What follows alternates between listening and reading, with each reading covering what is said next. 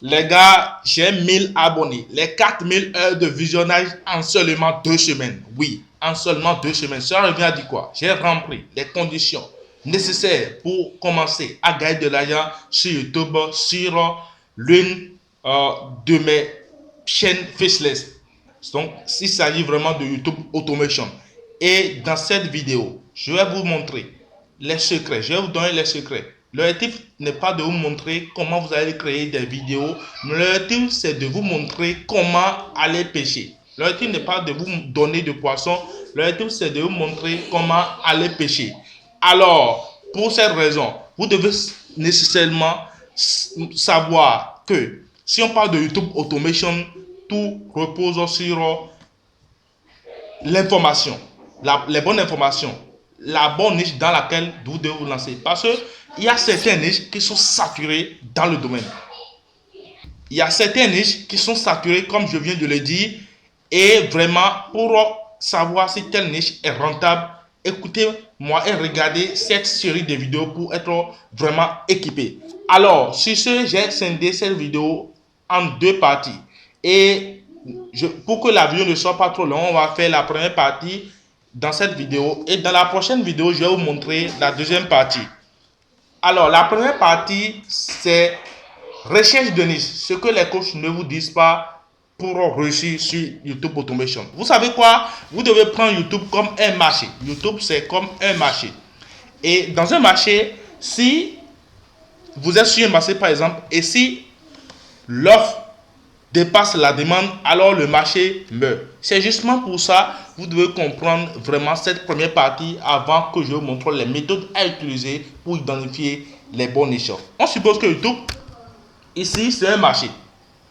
YouTube, c'est un marché. Et si YouTube est un marché, alors nous devons voir si, si nous voudrons vraiment nous lancer dans une niche, avant même de créer notre première vidéo, nous devons comprendre le principe fondamental de offre vers demande. Offre vers demande. Pour dire quoi? Si j'ai du offre, par exemple, je vends de tomates, par exemple. Je prends l'exemple d'une bonne dame qui vend de tomates. Et là où c'est que c'est elle seule qui vraiment dispose de tomates. Et vraiment, il y a beaucoup de gens qui viennent acheter. Et là, elle va faire assez de ventes. Mais s'il y en a, par exemple, 10 bonnes dames et presque 5 personnes viennent pour acheter des tomates, alors ils ne vont pas vendre. C'est exactement comme ça que tout fonctionne. On suppose que nous sommes sur un marché qui est le marché de YouTube. Et sur ce marché, il y a des niches qui représentent les bonnes dames, par exemple. Et par exemple, on prend une niche, la niche de la motivation, c'est-à-dire on veut faire de YouTube Automation avec la niche de la motivation, par exemple. Là, vous verrez qu'il y a des grosses chaînes. Il y a des grosses chaînes qui sont sur le marché.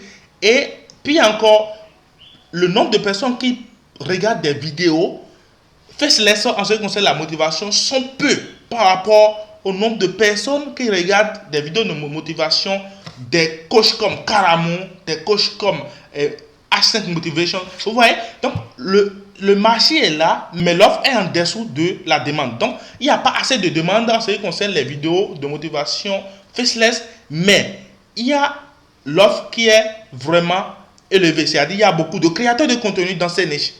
Vous voyez? Donc, nous devons comprendre ce premier concept fondamental qui est l'offre et demande. YouTube, c'est un marché. Donc, si on prend une niche et dans la niche, il y en a déjà assez d'offres, mais il n'y a pas beaucoup de demandes, c'est que là, vos chaînes ne vont pas forcément décoller. Mais ne vous inquiétez pas, je vais vous montrer, je vais vous expliquer les critères de validation d'une niche. Donc, pour réussir, c'est-à-dire pour vraiment comprendre et réussir à mettre en pratique ce principe fondamental, c'est quoi? C'est que vous devez identifier là où il y a assez de demandes et l'offre est faible en fait.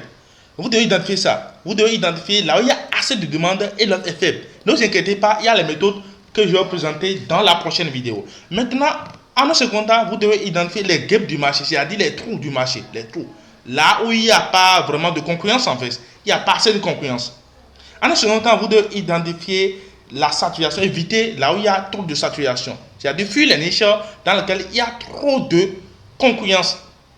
Trop de concurrence. Par exemple, la niche de la motivation, la niche de luxe, et de la finance classique sans un angle spécifique. Par exemple, si je prends la ligne de la finance, si vous n'avez pas un angle spécifique sur lequel vous pouvez traiter votre sujet, là, ça n'en vaut plus la peine de choisir ces niches pour faire de YouTube Automation. Maintenant, ça, vous comprenez le concept fondamental de YouTube, comment ça fonctionne. Donc, il y a 3 choses que vous devez faire avant de choisir une niche. C'est que identifier là où il y a assez de demandes et l'offre est faible, identifier les trous du marché, là où il n'y a pas assez de concurrence, et éviter la saturation, là où il y a des grosses chaînes qui font, comme dans la motivation, il y a des grosses. Donc, vous devez éviter tout ça. Maintenant, une fois que vous comprenez ça, allons identifier les critères de validation d'une niche. Avant de choisir une niche, il faudrait que vous faites des recherches pour voir s'il y a des petites chaînes qui sont dans la niche. Au moins, vous devez avoir, au plus vous devez avoir 5 à 10 petites chaînes. Et là, si vous avez ces petites chaînes, vous êtes convaincu que, si je me lance aussi maintenant, je peux espérer quelque chose. Mais ça seul ne suffit pas. Il faudrait que ces petites chaînes aient beaucoup plus de vues. C'est-à-dire les vidéos fassent beaucoup de vues que d'abonnés. Si vous voyez des petites chaînes qui font beaucoup de vues, c'est-à-dire que le nombre d'abonnés là, c'est que ça prouve que si vous lancez vos vidéos aussi, vos vidéos vont vraiment propulser. Vos vidéos vont avoir beaucoup de vues. Vous voyez? Donc là, il y a aussi l'absence de dominance. Donc il faut identifier qu'il n'y a pas déjà assez de chaînes faceless de plus de 100 000 abonnés. S'il y en a assez, les gars, ça n'en vaut plus la peine. S'il y en a assez, ça n'en vaut plus la peine. Vous voyez? Et là, la quatrième des choses qui est la plus importante, c'est que regardez ou bien analysez le nombre de revenus. C'est-à-dire le revenu, l'argent que YouTube vous paye par mes vues, le RPM. Revenu per mille.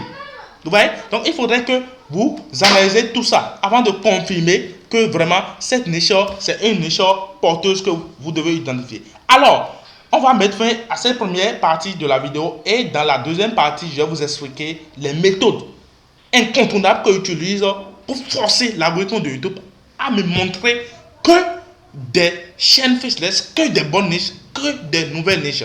Allez, ciao les gars.